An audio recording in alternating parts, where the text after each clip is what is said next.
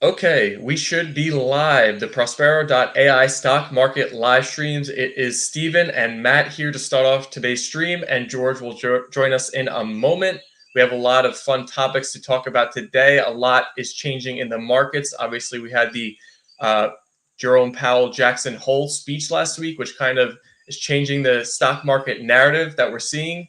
But Matt, I'll let you talk about some of the things you're going to bring up today, and then I'll share some of my topics before we get into them. Hey, Stephen, it's good to see you, man. We're sent the newsletter out yesterday. Really just talked a lot about kind of our new momentum score that we've got at Prospero, which is a powerful new tool that we've got, and just kind of the background on that. So hopefully George will unpack that for us. And then we spent a lot of time in the macroeconomic section of the newsletter talking about Jerome Powell and the rate cuts and the impact on small caps. And hopefully that'll we'll see a rotation in the market. And but that's what we talked about. We'll unpack that a little bit. But man, talking to you earlier, we've got some pretty exciting topics today. I'm excited for it and looking forward to hearing it.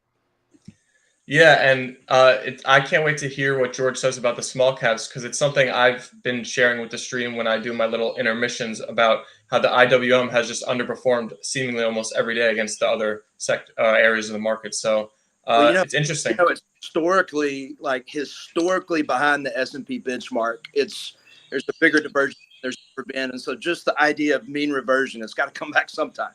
Yeah, right.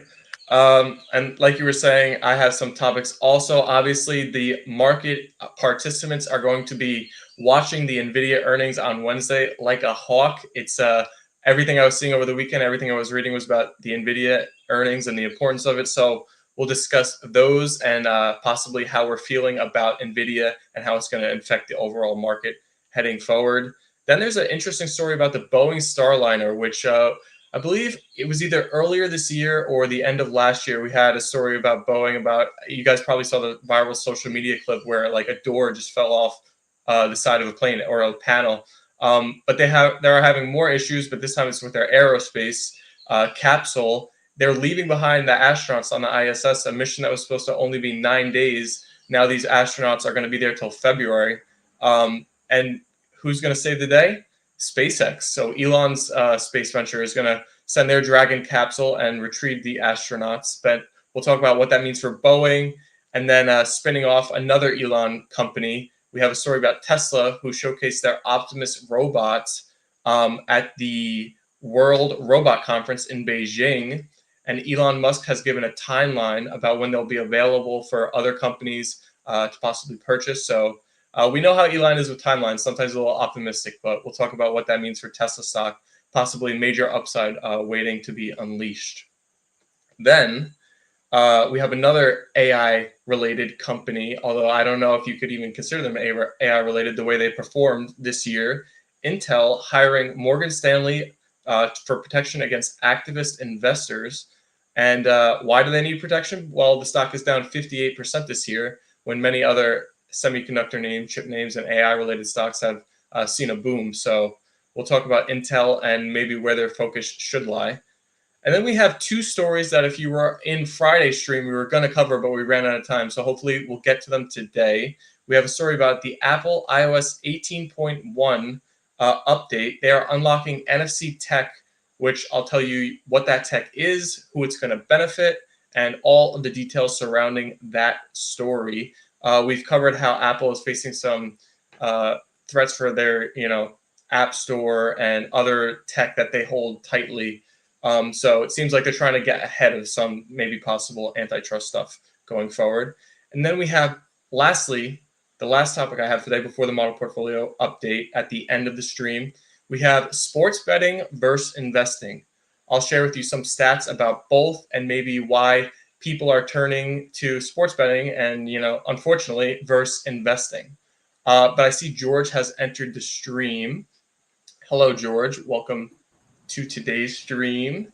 Let me switch up our setup here. I am I'm sending this out to a few people, and then we'll be good to go. Yeah, no problem at all. Good timing today. I am done with my topics, so maybe Matt, if you just want to start introducing what you and George are going to talk about, and then I'll let you two take over for first portion of the show today? Yeah, I can, man. When you were talking, I was sitting there thinking about how crazy it would be to be stuck in the International Space Station until February, man. Can you imagine having to spend Christmas Day on that thing? That would be bananas. I'd be so upset. But anyway, it's good to be with you guys. Sent the newsletter out yesterday, and one of the things that I've enjoyed working with George over the last year and a half is I always learn something when he and I get together on Saturday, sometimes Friday afternoon and Saturday, and we'll just talk about the week. And he's constantly thinking about the topic of the newsletter. It's always really creative, which I found fascinating. George has got a creative side. But he said, man, I want to talk about this idea of if it ain't broke, don't fix it. And he was in a conversation with someone on Substack and just kind of started talking about our different tools that we have on Prospero. And then I'll let him tell you that story. But the idea, George, that we ended up writing about is the phrase, if it ain't broke, don't fix it. And so people tinker with stuff, they mess with stuff, they're constantly trying to change things. And sometimes you don't need to do that. But you made a statement. If you're not willing to adapt and evolve in the stock market, you're going to get destroyed. Man, unpack that a little bit. What is being able to evolve in the way that we think about a market on a daily basis? Why is that so important? Yeah, I think first I want to take a step back because I actually really liked you going into the origin stories of it ain't broke, don't fix it. Especially the idea that like the second thesis that it might have been, people in the early industrial age trying to fix, like a cotton gin or something that they, didn't have the proper capabilities to fix because they didn't have the proper capabilities to understand it. And I think that actually is a good lead into this because, we always talk about having a process and having your own process, right? And I think that's a good way to build up this conversation because you can always fix your own process, right? Your own process that you've created isn't a machine that's too complex for you to understand. And when someone asked me, which they were right to, by the way, I was posting these net option sentiment movement tables a few times in the trading letter. And I kept on posting it, and I was, probably in a bit of more of a rush with these titles sometimes to get it out before market close. And I had said, if it ain't broke, don't fix it. And that is actually, provided a really good opportunity for an overall lesson because there's some truth to that. And there's some truth to anything, right? You don't want to be tinkering with something that's working already, tinkering with a process that's working already necessarily, right? But there's another aspect where, as you said, Matt, you always have to be improving as an investor. Why? Because if markets were the same, right? I can kind of break it down in a data science way because that's a great way to understand the markets, right? In a problem like image recognition, these models are incredibly accurate. They're perpetually accurate. And the competition around accuracy around image recognition, it's always like fractions of a tenth of a percentage that these things can improve on as the algorithms get better because the data is largely the same, until we get a bunch of, aliens flying in or something like that. The image recognition problem is probably going to be a very, very similar problem, right? That's not true of the stock market. Because even if you get the same market data, there's new data coming in all the time from, politicians, from, even economic data that's very hard to forecast. Non-farm payrolls, for example, are one of the hardest things to forecast because everything that goes into it, all of the economic complexities, even harder than the stock market because there's actually less data and it's less frequent. If you're forecasting non-farm payrolls, even if you're going back 10 years, you only have 40 data points. So that becomes very hard. That's one of the hardest parts about that forecasting challenge, right? So you're getting all of this new data coming in all the time. And I think that, that is a very, very important part of looking at it. So because there's new data, because everybody's always adapting to you, like people might look at, a large hedge fund and say, oh, they can move the markets, they have it. But because they can move the markets, they have a few other problems. Other people don't want them to win because it's a zero-sum game in the stock market. The more one win, somebody wins, somebody doesn't. So people are always coming for you. And the other thing is, it's not that, when you think about exiting a position, boom, you're out, right? But like, let's say you're Warren Buffett and you're exiting, what was it, a $47 billion Apple position or something like that? Yeah, you have to be very careful how you exit, because if you try to do that quickly, you will start moving the market. And then let's say you move the stock down. Like if you do it quickly, you might move the stock down 5-10%, right? And then you're saying, oh, what do I do with the other 20% I want to exit, right? So that is all to say, everybody's got different problems in the market, but actually everybody also has the same problem. And that same problem is that you need to evolve, because everybody around you is evolving. There's constant new information coming in. You need to be able to do that. So, when we talked about, I don't know if you want to lead into the next thing or have any follow-ups on that. Yeah, I'll say real quickly, I was the leader of a huge organization for about 20 years. And during the first 15 years of the organization, we just had a massive amount of success. And we started patting ourselves on the back, start, kind of getting comfortable with where we were and how we got there, and stop asking the question, how can we change? How can we get better? What are the next things we need to fix? And so here at Prospero, George, this whole concept of it ain't broke, don't fix it is around the creation of our new momentum score, and which I'm very impressed with. And I learned a lot about it this week because I've been on vacation, got caught up. But our new momentum score, and George, forgive me if I articulate this wrong, but it's one of our tools, and it looks at 4 different statistics. It looks at net options, our net option sentiment. It looks at upside, it looks at technical analysis, and it looks at social sentiment. And it looks at all those details at one time, and it filters out the best and the worst stocks in Prospero's system and gives us that data. So George, talk about the momentum score and how we're using it here at Prospero. So it's to put this actually within the scope of this conversation. The net option sentiment mover was a component of the momentum score. What we're trying to do with the momentum score is we're looking at changes in moving averages of some of our key signals. And the momentum score right now is just looking at upside, net option sentiment, our new technical flow, and social sentiment, right? And there's actually different weights, and we're playing with different weights on it. But basically, we're just trying to get a feel for the movement of the signals, not just the raw values, the directionality and the directionality of like the averages, because as some of you probably know, net option sentiment can be a little volatile, even within a stock day.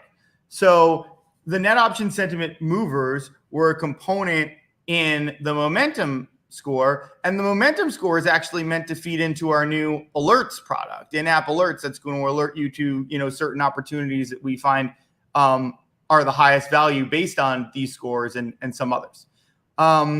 So I think that it's very we did like net option sentiment movers, and when we actually first looked at the alerts, we thought maybe we would just fire an alert based on a net option sentiment move. But some of the complications there that we've actually looked at is like, okay, let's say we get a net option sentiment move, but what happens if the biggest one is 7 to 20, like, which we saw that frequently, because that's a big order of magnitude move versus like that's even more than 40 to 80 in terms of a percentage difference, right? So when we saw that, it was actually like a lot of low ones, and we said, well, even if these are moving, we don't necessarily want to alert around that, right? And that's when we started looking at more of these combo things, because he said, oh, well, we don't also want to necessarily alert, even if a signal went, 30 to 70, let's say, but the upside breakout is 38. Do we want to put a bull alert on that? No, that's not really how we do it. So, that was a situation where we looked at kind of the technical details, and even if it was effective, right? We have kind of a policy here where we start with, data that we think is going to be helpful to people or data science. And then we test it, and then you have to get good results, right? And then those good results have to turn into, well tested with our process, right? So that's the process that we're going through now, right? Where we have these results, we tested them, the science was there, we started producing them. Then we said, how do they integrate with our process? And that part is very important too, right? Because if we're teaching everybody a process of, say on longs, upside greater than downside, and then we are firing a bunch of alerts that, aren't in line with that, we find that to be kind of confounding. And if we can't be consistent in our process, how can we expect our users to be able to do the same? So we think a lot about that. And overall, that is what we're trying to do.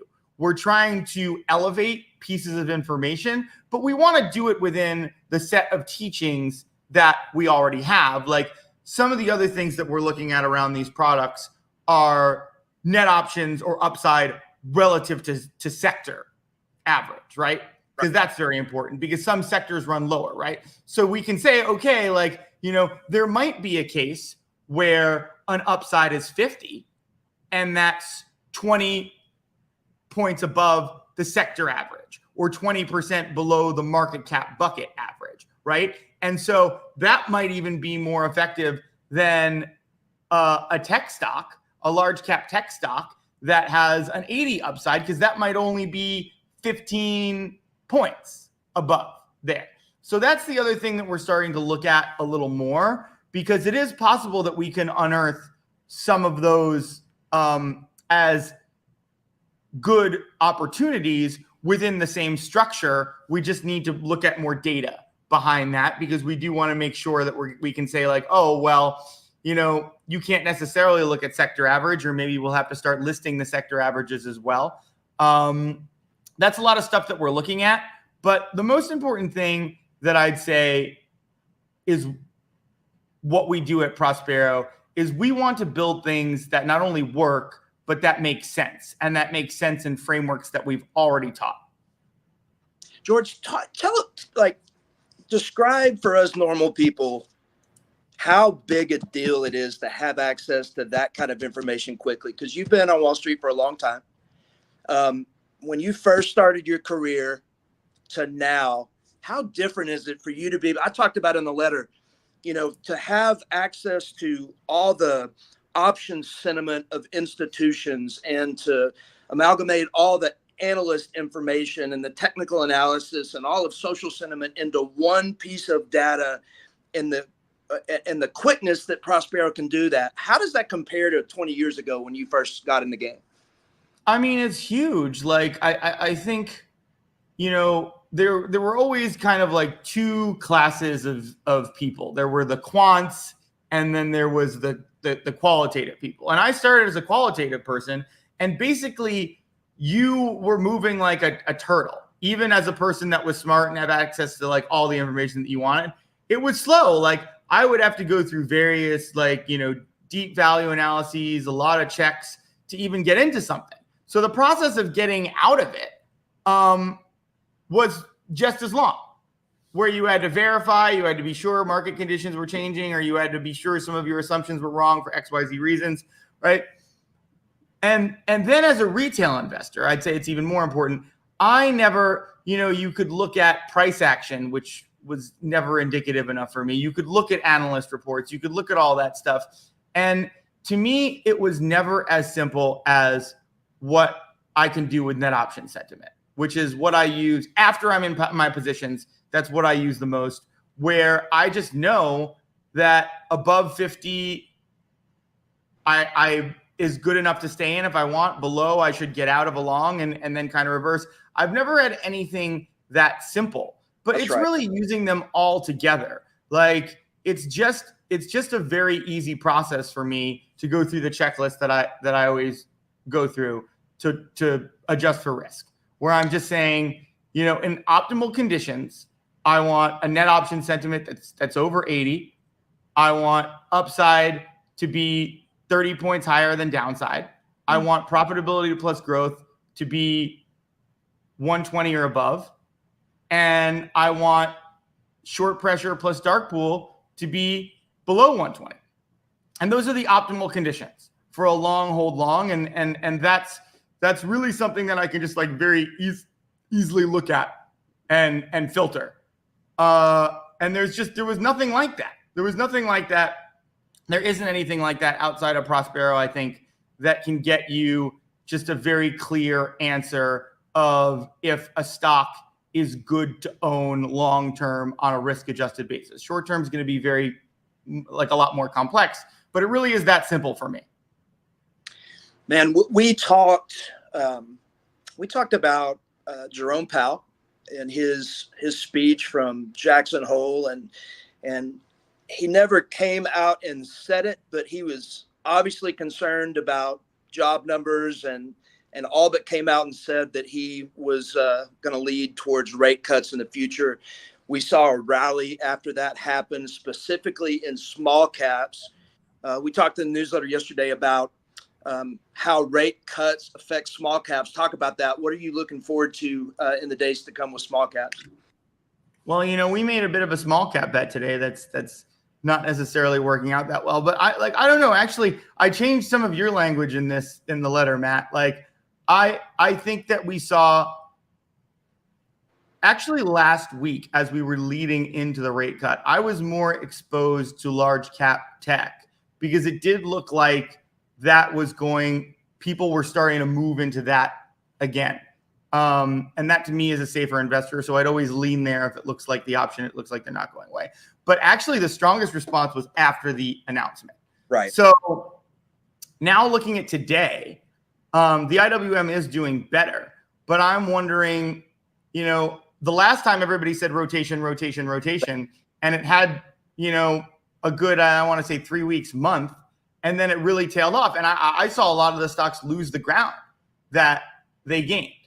So is this something that will do well on an ongoing basis as as the cut actually happens, or multiple cuts, or I guess it will have to come in line with what people are expecting? I don't know. I think that I'm still very nervous about volatility. As I was like putting together the letter last night, I was actually thinking about not doing Tesla and Broadcom. And maybe I should have listened to myself and just go even long short as I had. But with QQQ net option sentiment so high, that tilted me over to say, you know what, even though this feels like a very risky, volatile environment and SPY net option sentiment was going down, QQQ stayed long enough that, going more bull than bear just made sense. That doesn't look like the right decision. So it wasn't the right decision because it looks like my concerns about volatility are still there. So while I think small caps are probably more likely to outperform into the end of the year based on based on rate cuts looking like they're actually going to happen, and kind of what happened Friday, what's happened a few times. But the caveat there is it hasn't been consistent, right? If I saw more consistent small cap behavior since the original rotation, then I could say that a lot more confidently. But we didn't really see that. And nothing really changed in the scenario. Like, people were confident in rate cuts.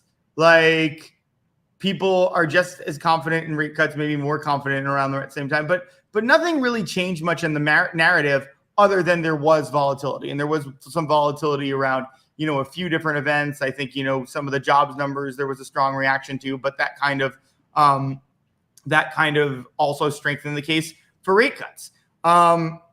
And I do think, as I keep repeating, there's some nervousness around this election.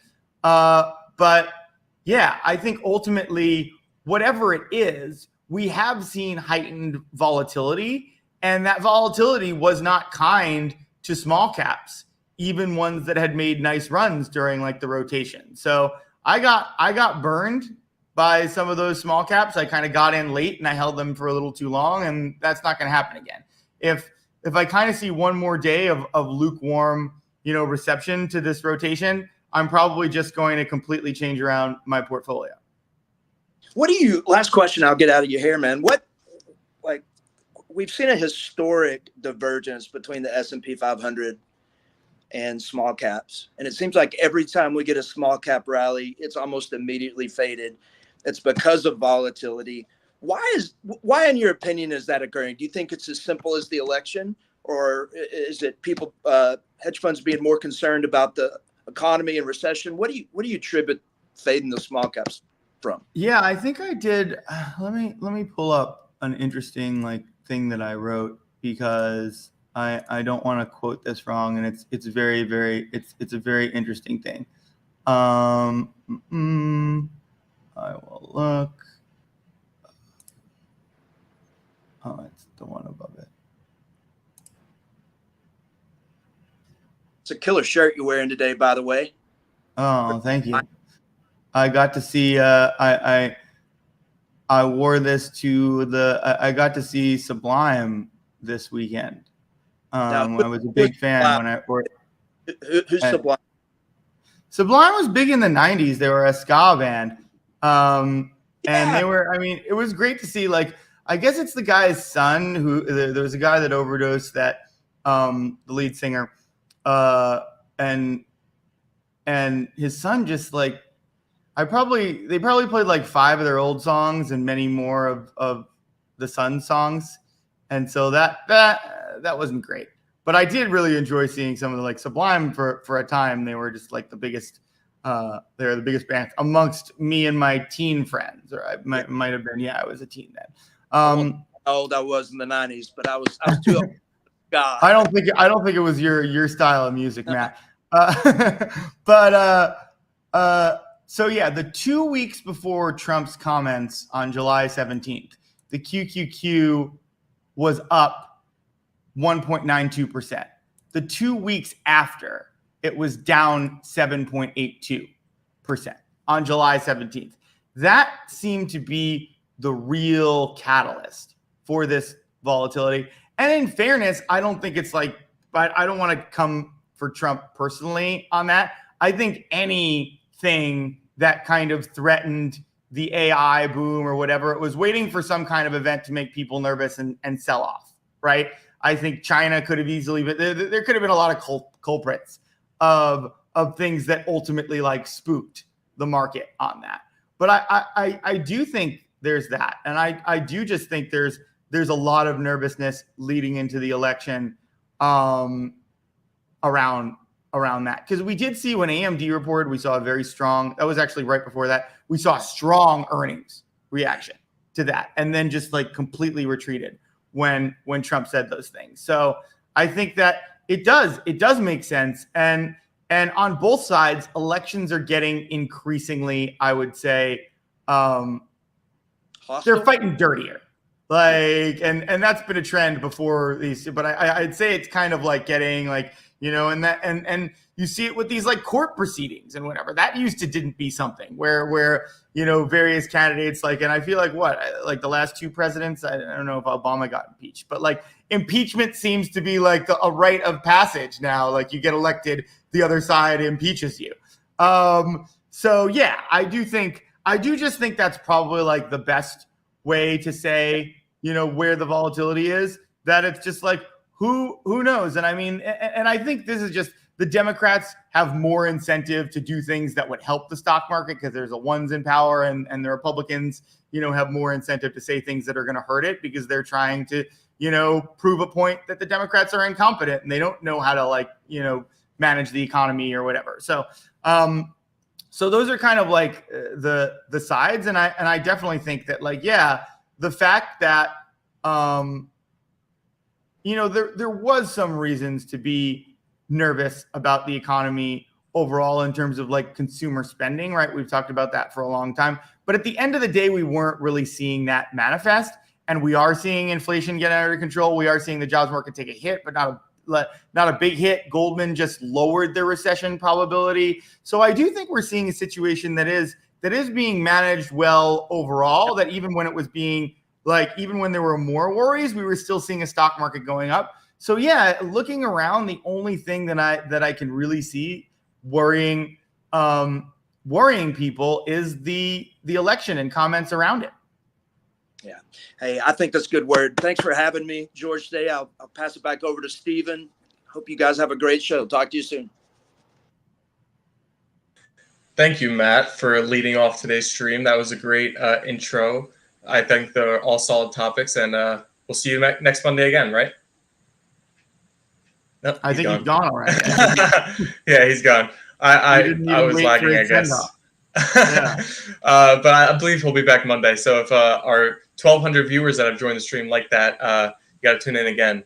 But now I want to bring up another. We've been talking a lot about AI so far, but we haven't discussed the NVIDIA earnings Wednesday, which I believe are going to weigh huge on the market. You could share your opinion on that. But what do these earnings mean for NVIDIA, the company, the stock itself, and then the overall market?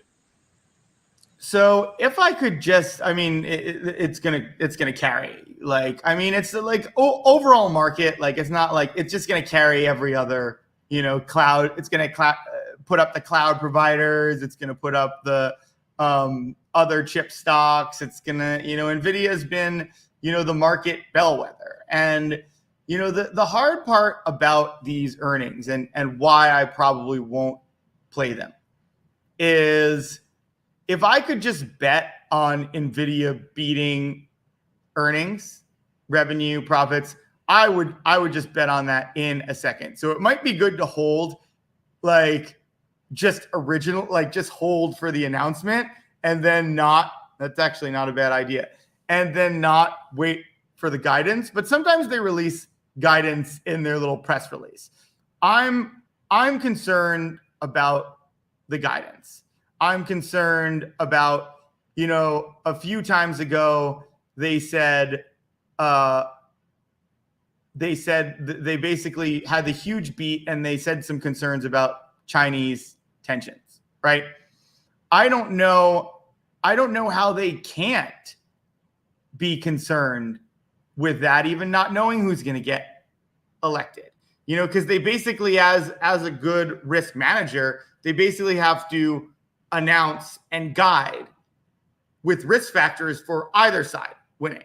And I think there's different risk factors for either side winning. Now, they might just have so many orders, and fair expectations of orders that, and Blackwell sales are going to be super important to this. That won't matter. That they have the ability to guide down, and they'll be guiding down from a number that was going to beat anyway. But yeah, it's just, I'm not sure I really get the NVIDIA bears other than any argument of, especially when they say AI is overvalued. Again, we talk about this all the time. The chips are not overvalued.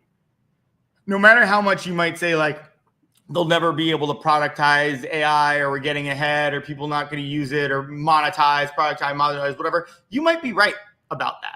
But you'd probably be more right if you could be specific instead of broad, because it definitely is going to be monetized and productized. The question is, where, who are the winners? And it's fair to say, there's plenty of people that are growing now and getting a lot of funding and getting a lot of hype that won't be winners. That's fair. Right. But the fact of the matter is, most people say, regardless of what's productized or not, that NVIDIA is going to sell out of whatever it can make, for the next X years. And that if anything, raw materials might be the problem with them and other chip makers, or perhaps raw materials driving up the prices and affecting profits.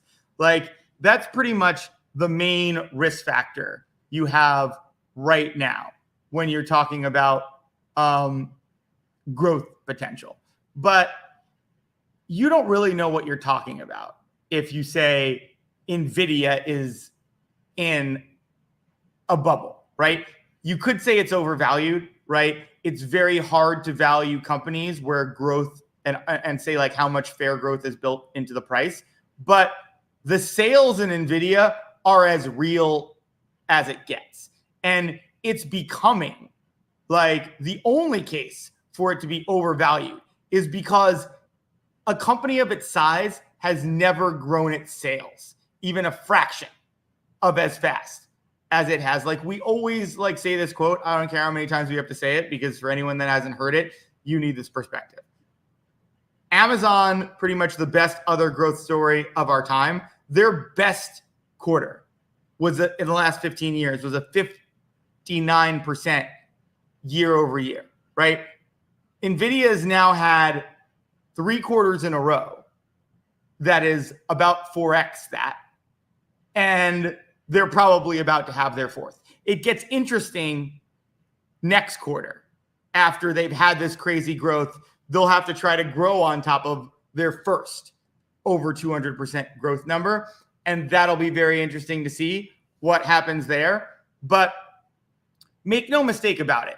These chip orders to train AI models, they continue to beat expectations and grow. And the demand is insane for them. So you should definitely know the difference between those two things if you're going to talk about this topic. Yeah, I think that's a great thing to bring up. And it's going to be so interesting to see how the market reacts when NVIDIA earnings are released. Our next story is about Boeing. And if you're a usual stream viewer, you probably remember us talking about that viral clip where like a panel of a plane just popped off mid-flight of a Boeing airplane. They're having more issues, but this time it's with their aerospace side of their business.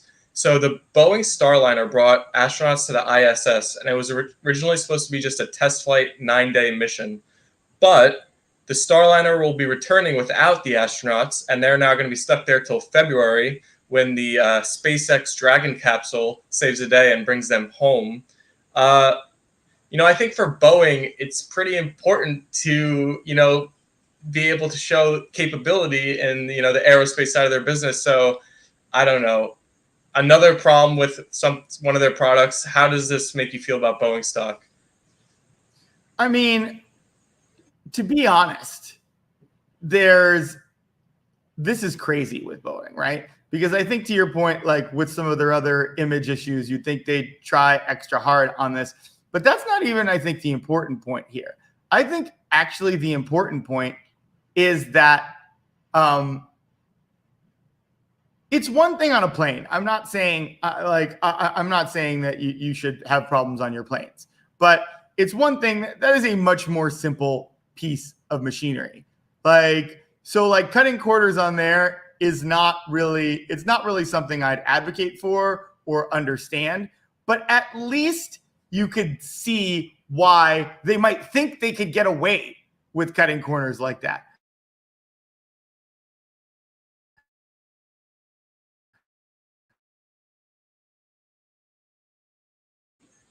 Checking.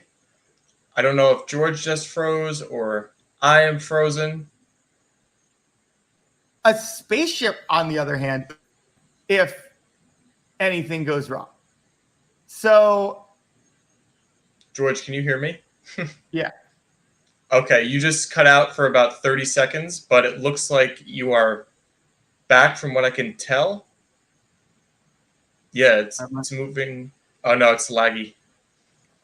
I might go get, I don't know why this happens now.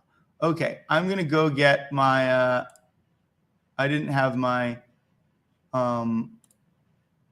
other cord plugged in. So I will do that. Okay. Be right back. No problem at all. Let's take a look at how the markets are performing today while George is getting the setup situated for everybody in the chat.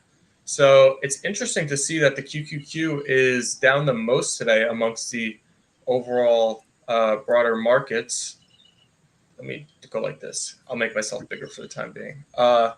It's down almost 1%. It's actually recovering off the lows of the day, which happened about 10:30.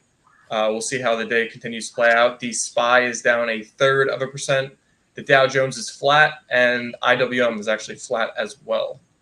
But let's also take a look at the Prospero net option sentiment, see how QQQ and the SPY are doing today.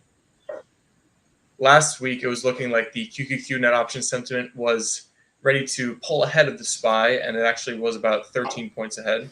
It's at 59 right now, and the SPY is at 47, so it's still maintaining its lead. Are Okay, we? I should have never. I'm assuming I'm good now. Yes. I should have. I always plugged in. Like sometimes I just think my Wi-Fi is going to be good, and then it was good. So you missed my Boeing answer. I liked my. I Where know did it I? was. It was so good. It was somewhere in between, like after the time, like the aerospace side of the business, it's a little bit harder than planes. You had just mentioned that, and then somewhere after that Yeah. was Well, I mean, the stakes are so much harder. You're going to have a lot more eyeballs on you, and also like the standards for getting those kind of contracts are so high, right? Like it's one thing these like airlines that like they bought your planes already, whatever, like maybe they might not do business with you anymore, but maybe there's plenty of other ones that'll buy your planes, right?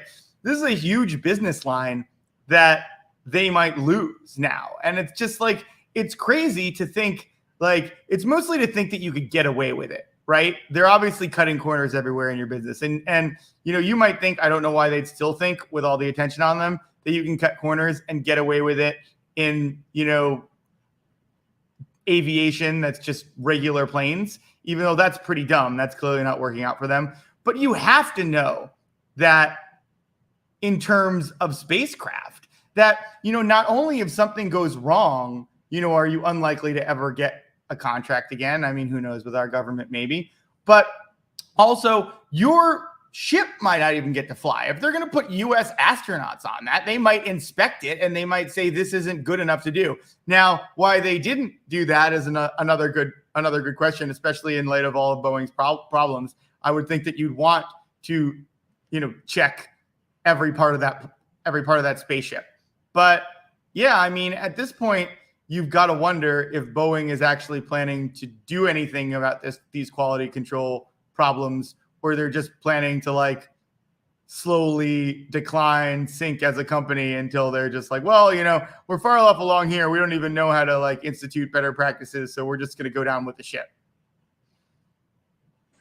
literally. And it's funny because we talked about last week how Elon is getting more political, and maybe there'll be some retribution thrown his way if things don't break his way. But if his SpaceX is carrying USA astronauts to and from, it's kind of hard to go against that. I know we threw that out as kind of like another way he could possibly be like retaliated against if they don't want to go against Tesla.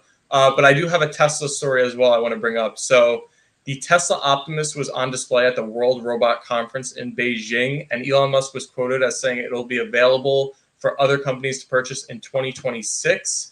We talk about the self-driving cars a lot, and we've covered the political nature that Tesla has begun to because of Elon's comments. But is this too far away from being sold as a product or even being taken seriously to affect Tesla stock, or should investors start thinking about the Optimus robot and what that's going to do for the company? I mean, if you look at the way that they're valued right now, right? Let's just take Toyota as an example, right? They're basically valued EV to sales at about 5 times what Toyota is. So, and if you're actually looking at price to sales, I think it's 10 times what Toyota is.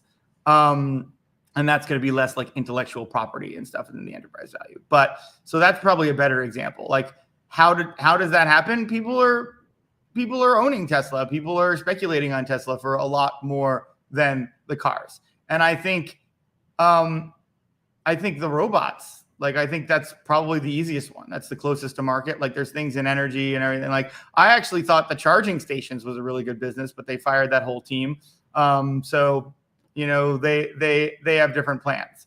But yes, I think a lot of people, and I've been in some Tesla spaces, and you basically see a lot of people talking about those robots. And I mean, Teslas are great products, right? The design is good. I think, we talk about all the time how they're the only self-driving car that didn't need that like thing at the top because their AI systems and their training systems were so strong. So there's a reason to believe Tesla could make a good product here. And I will say those Tesla bots, they look adorable. They're like, there's some robots that, they're a little like creepy and, mechanical looking, and you wouldn't want to spend any time with them. I feel kind of the opposite. Like that Tesla bot looks like just kind of like a cute little pet. But yeah, it's one of those things that it'll be a bit before it's not just a novelty. But even just them starting to sell them and some people using them and interacting with them, I think is one of the reasons I'm bullish on Tesla right now. It's in our portfolio, although not having a very good day. Now, I've heard Elon on podcasts say that he expects the, whatever you want to call the market for like robots to be, he expects that there'll be more than a 1-to-1 rate of people versus robots. I don't think he gave a timeline, but I'm assuming that's like a 10, 20, 30, 40-year prediction. Do you think that could be true, where there'll be, 10 billion around robots in working in the economy and, people and businesses having in the coming decades? I mean, it depends on how he's defining robot, right? Like, I'll give you just an example on fast food because that's the most obvious thing. Like, you could have like a bunch of robots like running around in McDonald's getting stuff, right? Or you could have one like, octopus type robot that's just like at the front. You take your order and it's like grabbing things. That's one robot with its arms and it's helping a lot of people. And maybe the fryer is automatic and it dumps it out. And maybe that's like, it depends on how you're counting them. Also, like, you might be able to consider like a factory that's just automated, like, one robot similarly. I think they have to be pretty humanoid, and that might ultimately be the way they are. But I don't think we know enough about like what these robots will look like to say that. But, I mean, if you're talking about if maybe the world as he sees it with all like, I don't know how many plans, but like those little Tesla bots, like, you could have a lot of them running around your house doing stuff. So yeah, maybe in that world, but also it's just like, how affordable are they going to be? Like, maybe if you're rich, you have like 10 Tesla bots running around your house. But like, if you aren't very rich, is it really going to be affordable for you to have even one for a whole family? So that's where I don't know about the numbers, but irrespective of that ramble on robot sizing, he has every incentive to say that because he wants people to size the market like that. So that probably won't be the last time we hear him like give a number that's on the high end of how many robots could exist, because that is designed to go directly into a model that someone is making to value his company. Mm-hmm. Great point. And now we have a story about Intel, which is kind of like a similar problem to, I guess, what Boeing is going through. I feel like they're kind of adjacent companies where they have similarities, being like legacy, but they're just not able to capture their industries anymore. But I saw this and it kind of annoyed me personally. Intel hires Morgan Stanley for protection against activist investors. And I saw that and I thought, shouldn't they be having all their focus on their product and developing their chips and re-innovating within their space versus this, which it's kind of, I feel like their focus should not be there. The stock is down 58% this year, and they should have been one of the beneficiaries of the AI boom, and it doesn't seem like they've been able to do that at all. Yeah, well, it's one of those things that is just a terrible sign to shareholders when you spend, and that's kind of like a pretty hilarious aspect of it too, where it's just like, well, if you run your company well, that kind of solves the problem of activist investors. It's very like, it's acknowledging how bad of a management team you have, which is kind of like that's kind of like the last thing that you want to do. I don't really know, like, is Morgan Stanley just gonna like threaten everybody to stay away? Like, I guess there's things in like the capital structure that you could do. You could like, but that's not solving the real problem. And you're probably paying Morgan Stanley a lot of money to do that. But in reality, if you're that bad of a company already, it's probably not the worst temporary fix just to make sure that you can have some other strategy. Like, I'd love to know how much they were actually paying for that.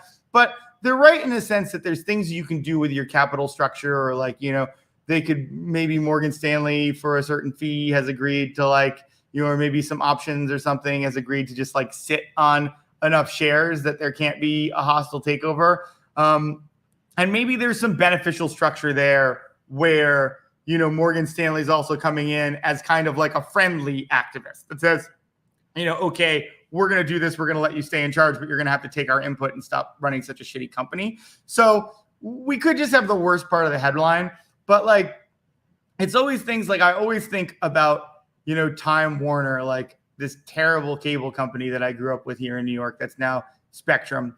All the money they spent to rebrand, to not change their product, to not change their product at all, right? It's just another side to the same coin of it. Just like, it's really weird when companies pursue these time-consuming, expensive alternate routes to just trying to become better managed. And a lot of the time, like, all that it is not just being able to make tough choices, right? If you hire a consultant, the first thing that they're going to do, the easiest thing that you can do, other than, bring in new talent, which obviously they don't want to do, and there might be some rot at the top. The easiest thing to do is cut headcount. Find, and if you have to hire consultants, do it. But it's really not the best way. Just like find your own waste, right? And you raise earnings, and that'll keep the people at bay, and you won't have to pay Morgan Stanley too much. But the larger problem is some people just would rather keep what they have and cling to their pile than realize when they're not qualified. And basically, it's like Intel and their executives and their friends on the top not wanting to, give up any power or bring in someone that might actually be able to innovate. So yeah, I severely judge any company that does kind of that, instead of saying like, oh, hey, we would like to take legitimate steps to innovate, they do just like protectionist steps. They do things, these like smoke and mirrors things. And you're basically saying to anyone that is an intelligent investor that you don't know what you're doing. Yeah, and I don't know. I've seen like several news stories break where activist investors are announced within companies, and it usually pops the stock. So it's kind of like Intel is like, I don't know, like what you're saying, clinging to their pile, but I don't know. We'll see how it develops. I mean, some people just don't want to like it's shitty because they know enough to know that they're doing a bad job, that there might be activists coming in, and they but they're not but they're too proud and have been to get to this point to actually say like, hey, how do we improve? And I think that it comes from a very faulty and kind of opposite to the process we were talking about earlier, where you're constantly evolving. It comes from a faulty process by which they assume that they're still the right people for the job, even though they're not performing and haven't performed. And that's the problem. I think the real problem is sometimes people get too comfortable in their business, right? And there's people doing a good job that are their longtime friends, longtime business associates, and they don't realize that they're not running a summer camp, right? They're running a business. And you have to be willing to get rid of people that haven't performed. And maybe it's all the way at the top. Maybe the CEO is the problem, and there's a bunch of people that would like him to do better that just aren't. But it's probably a more pervasive problem in light of how far they've dropped. And yeah, it's sad to see when that happens.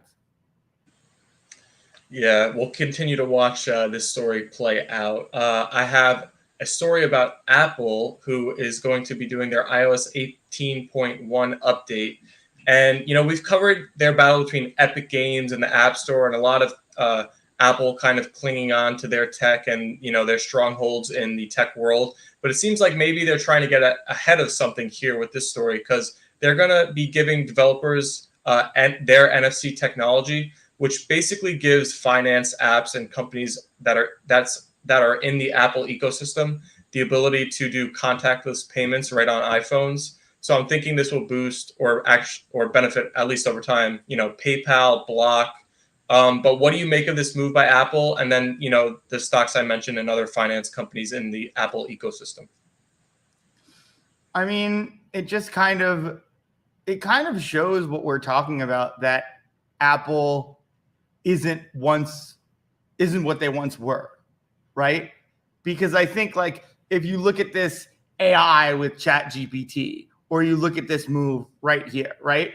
The old Apple, I feel like, would have sold hardware and beat Stripe. I think they would have had these beautiful, systems that a lot of people use, or at least compete, right? That were all in, had their payment technology, all of that stuff, right?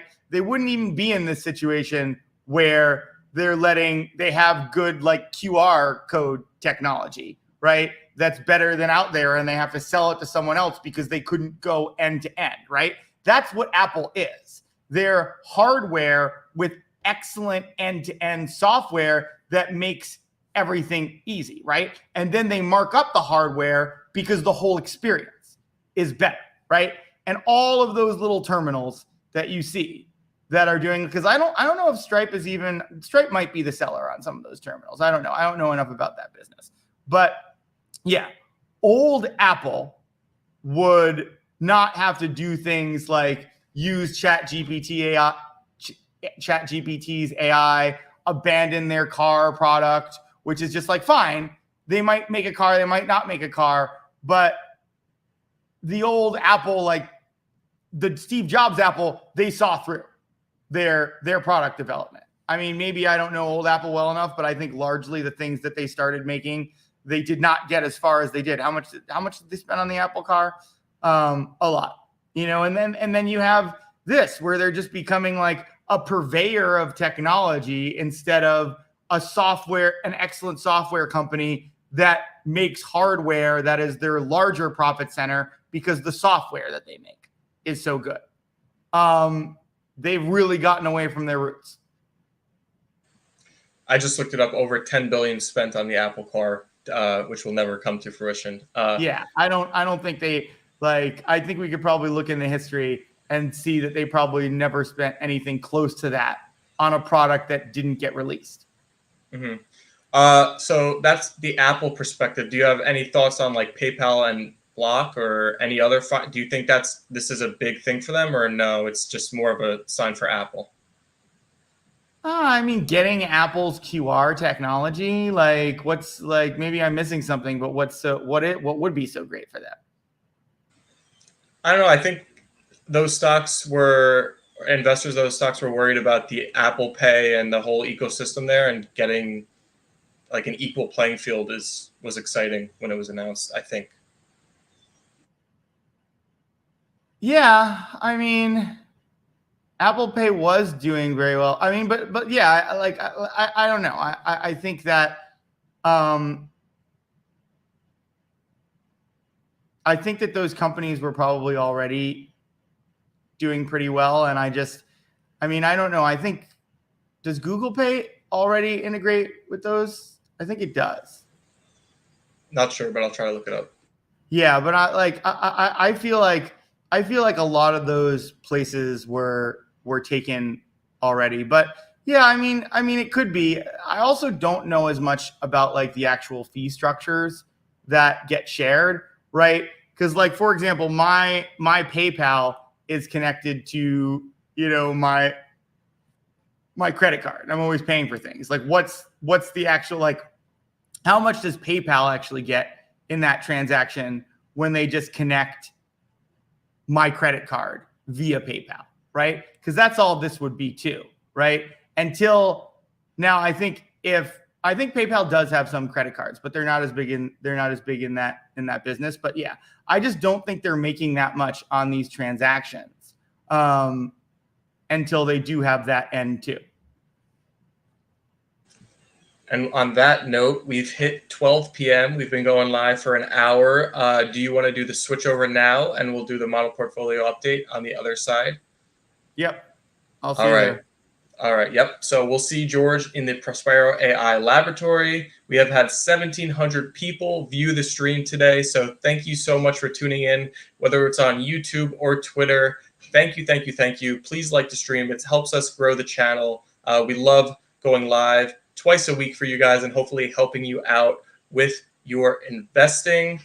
Let's get the most up-to-date look we can on the markets, the QQQ and the SPY. Similar levels to when I mentioned before, QQQ down 1%, SPY down just under 0.5%, and then the Dow Jones and the IWM both slightly positive, but basically flat for the day. Let's get an update on how the Prospero.Ai net option sentiment signal is viewing the QQQ and the SPY. So we'll start with the QQQ. Okay, so the QQQ has dipped just below 60. It is at 59. It's near the highs of the most recent trend that we've seen. It peaked at 63 on August 22nd, but it hasn't started to downturn in the same way that the SPY has, especially if you have the Prospero app and you look at the time series graph. You can see that the SPY peaked at 59 a little bit before the QQQ on August 19th. And today it is at 48, and it's in a bit more of a downtrend. So when George joins back in, I'm going to definitely ask about, the difference in trend that we're starting to see for the SPY versus the QQQ, if that's signaling anything in the markets. FYI, for all investors out there, if you're making any short-term trades versus investing, the market will be closed next Monday, I believe, for Labor Day. Let's double check that. Yes, next Monday, September 2nd is Labor Day, so the market will be closed. So keep that in the back of your mind if you're making any very short-term moves in the market.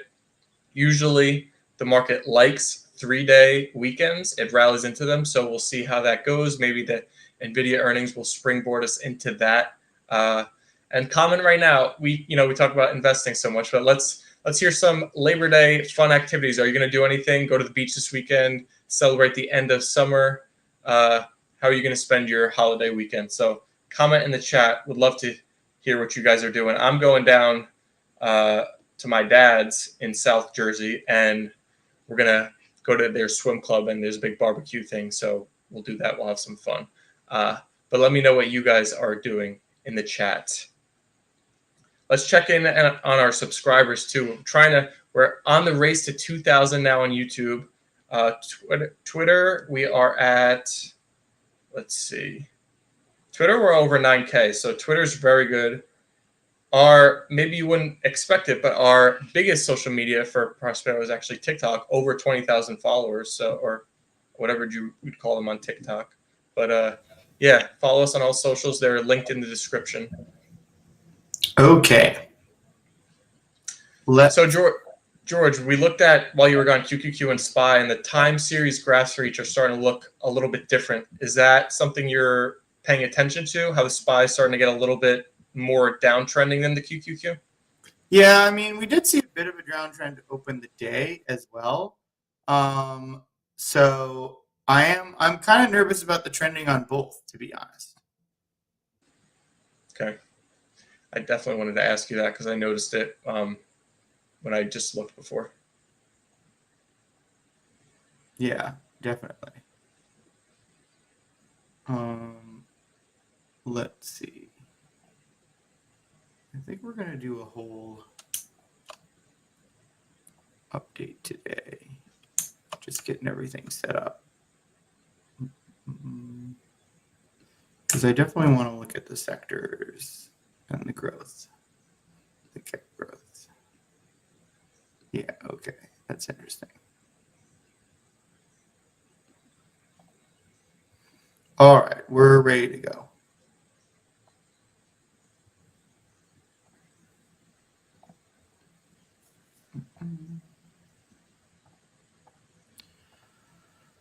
All right. I think I gotta keep track of when we're doing. Ah, perfect. This is exactly what I wanted. I should really keep these templates. You know what? We'll do that later.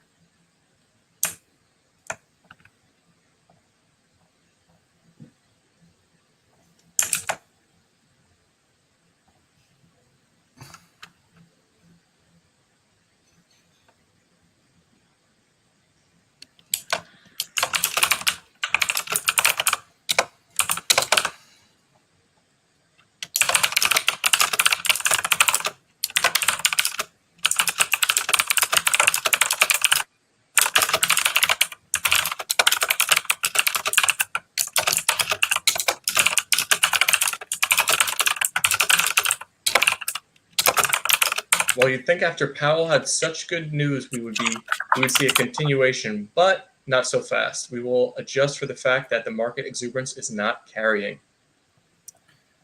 Where was SPY? SPY was 48. Let's see if it's still there. Yep.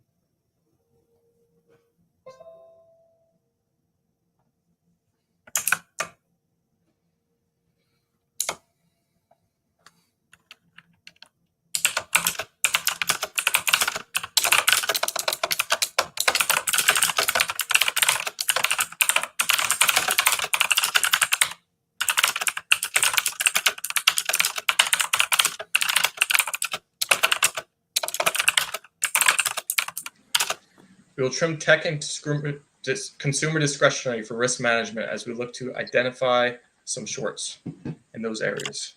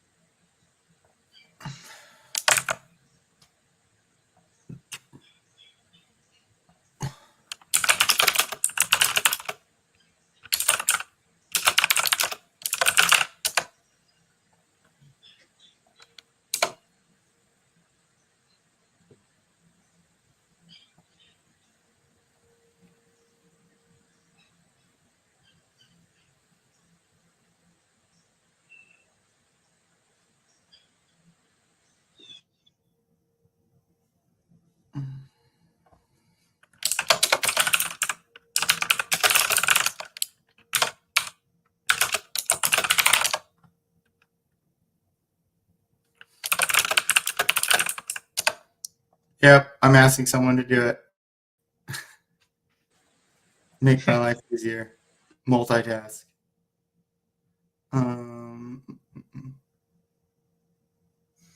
Okay. What do we have? Oh, is this it? Yeah.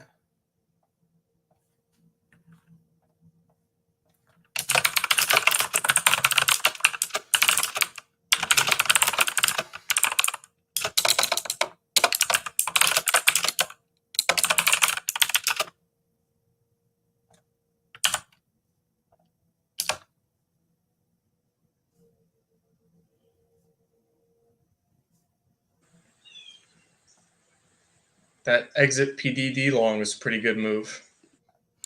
Yeah, although I almost got out of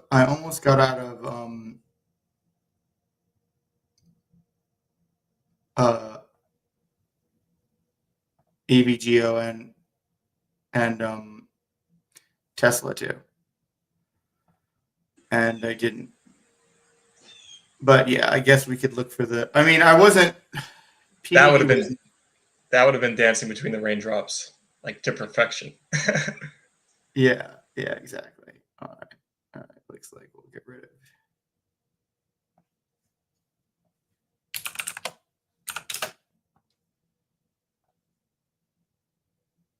This is starting to take too long to calculate.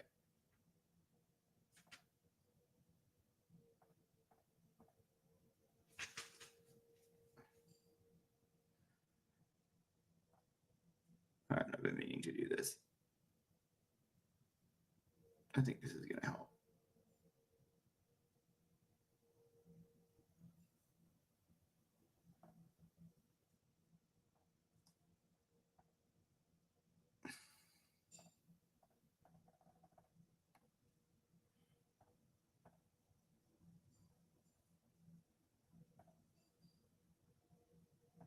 It's making the whole thing take too long. I think this is going to be better. Okay.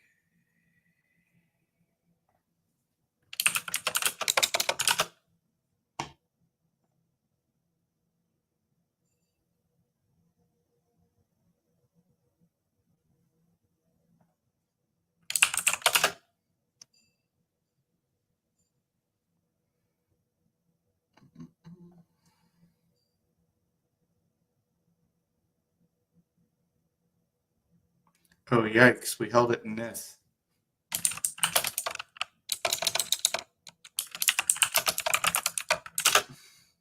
Not good for everything.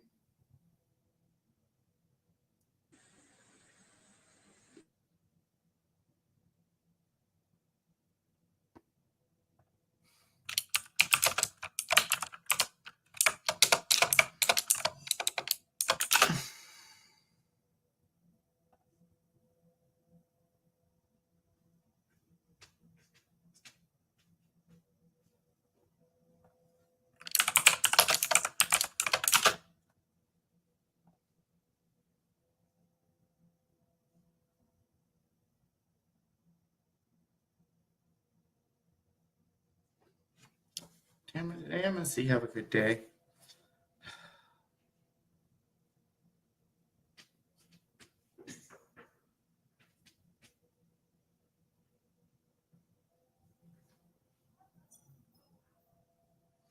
Okay, it didn't.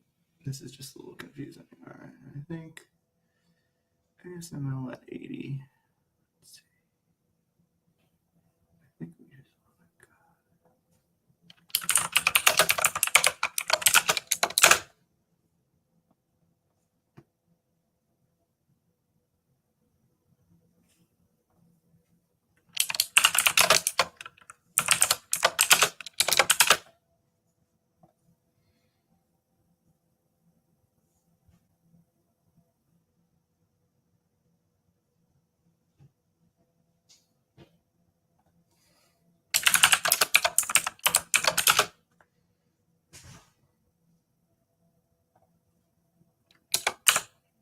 I just want to trim, actually.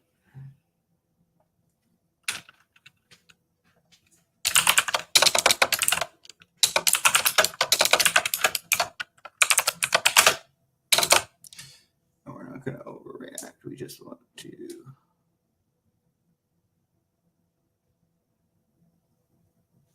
All right, I feel good about this.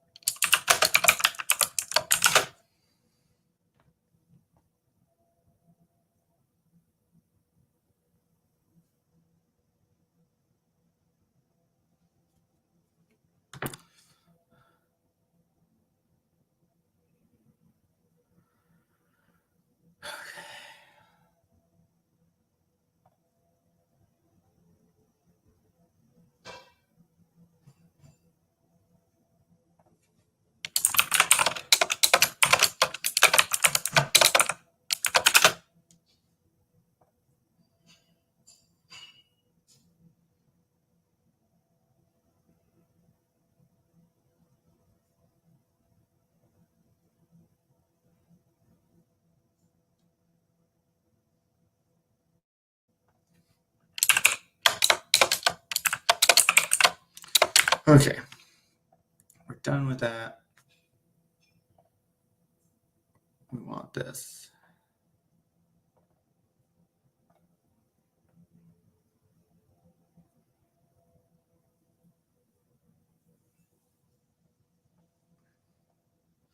And this is set up to be much easier to deal with.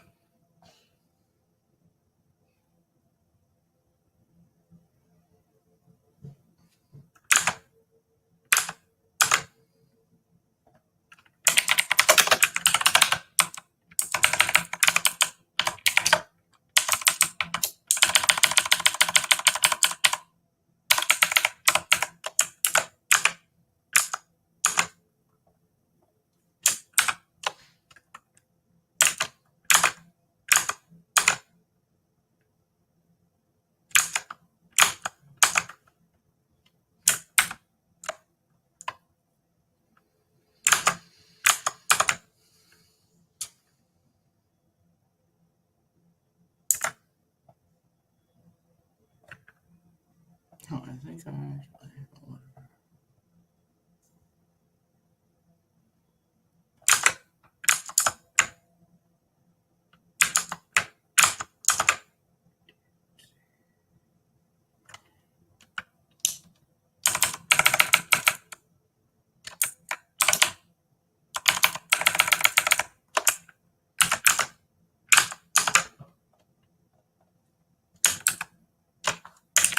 Oh, oops. Yeah, that's what I got wrong. I knew I did something wrong.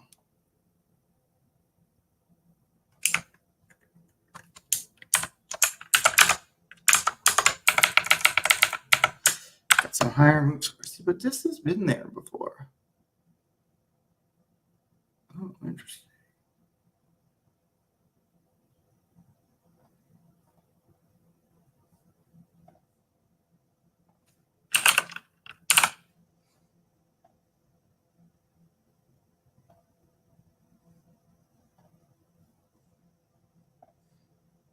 All right. I might just grab these right now.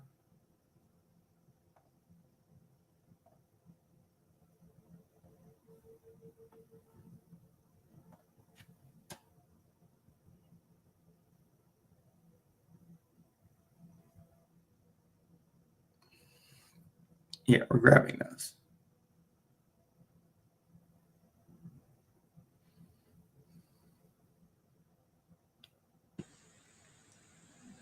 Which we're grabbing live? STLD. Mm-hmm. And And EMPH. and that's because they're the top two in our momentum score. They look the best for our viewers. Yeah, they look very, very good. Yeah. I should have added last week, but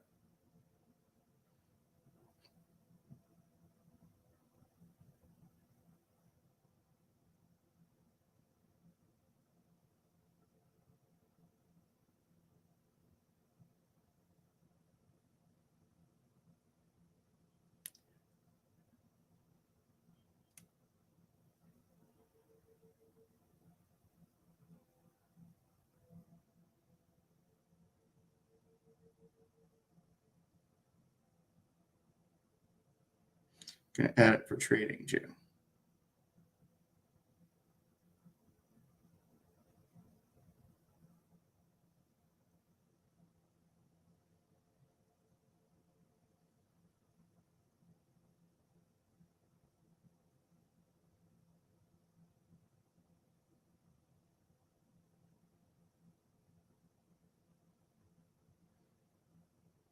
Okay. So those we don't need to cover. And then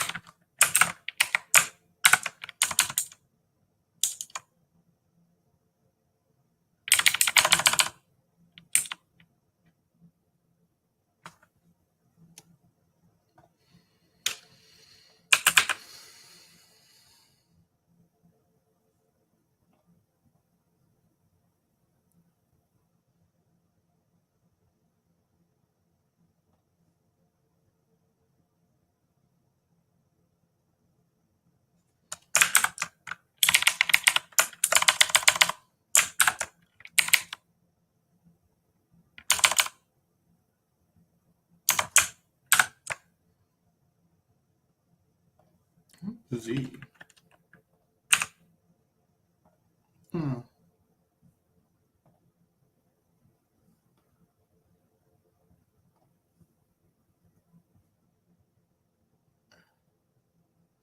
I don't think we want that. All right, let's go to the bottom here.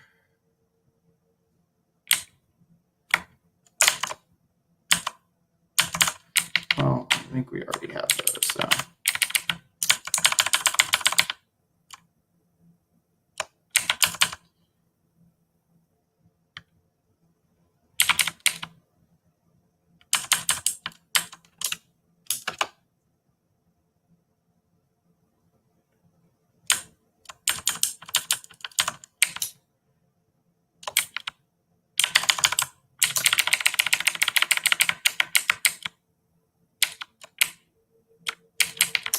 This, I know it's small.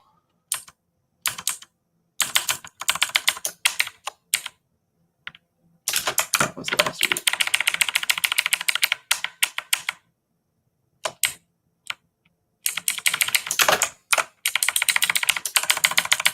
Actually,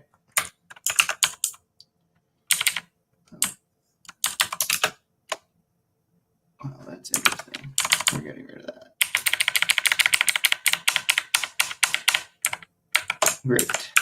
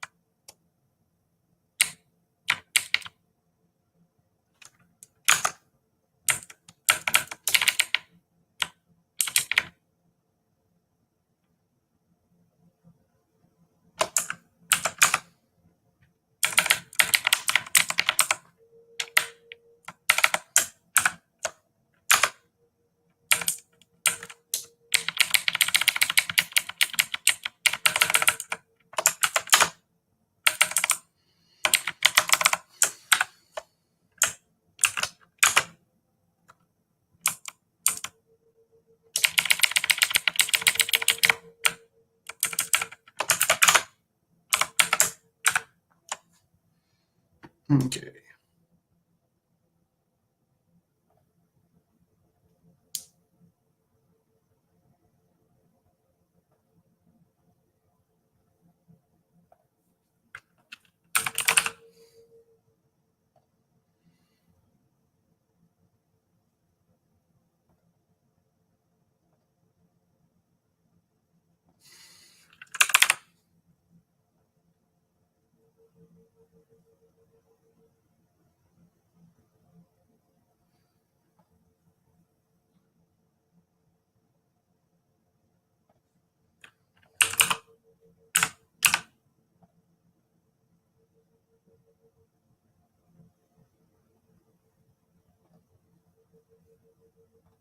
All right, I'm adding 2 bears too.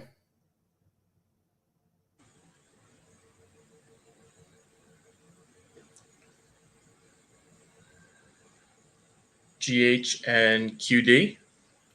No, VIPs.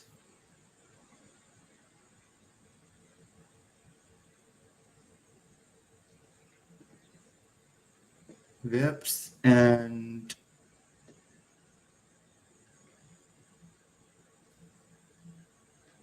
SRCL, I think. Maybe I'll wait a second. The S&P is in like a big upswing.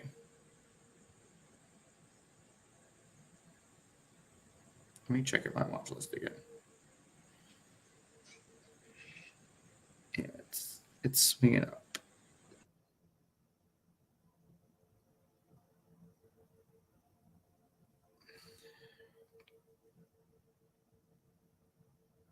Yeah, I'm gonna hold off for a second. But this.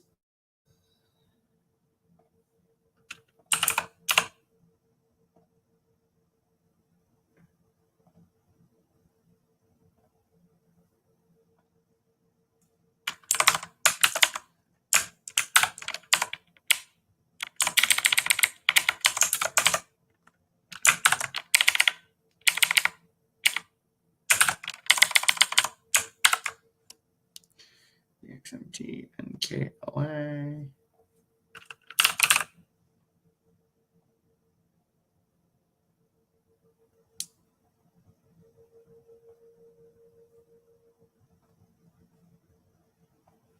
That looks like a good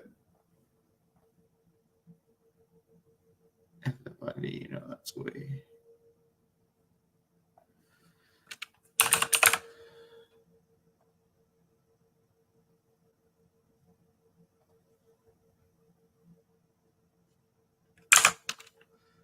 What is going on with DR?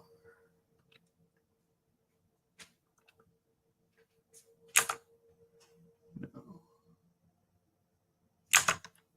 Oh, what about BYD? I don't love those.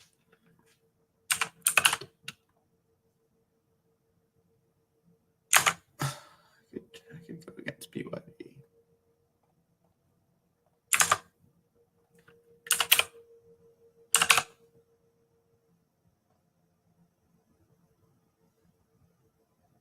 Oh, that's interesting.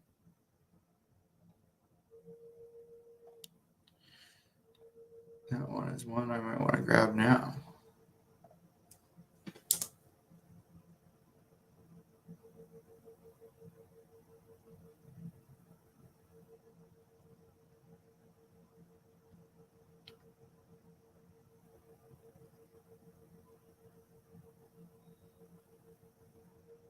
No.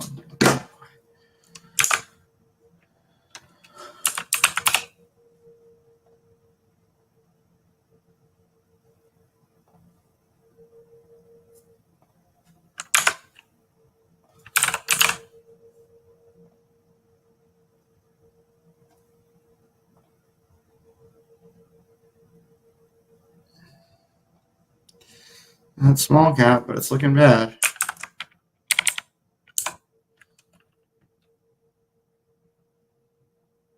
Yeah, these real estates are too high.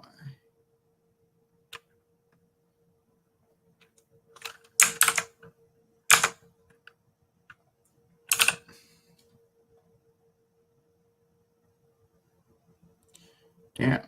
Well. All right.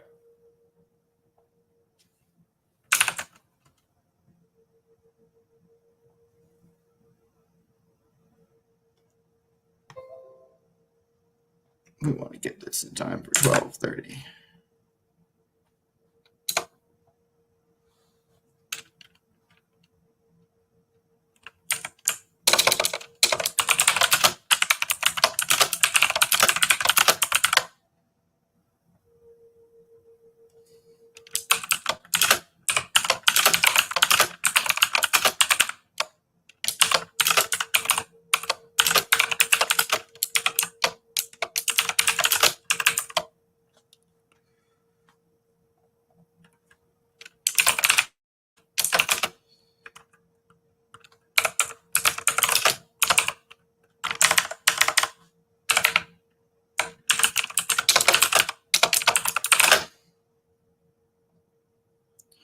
All right. If there are any questions, that's all for us. No questions in our chat. We'll be back live Wednesday, 3 p.m. pre-NVIDIA earnings. So tune into the stream then. We'll see you guys there. See you, George. Right.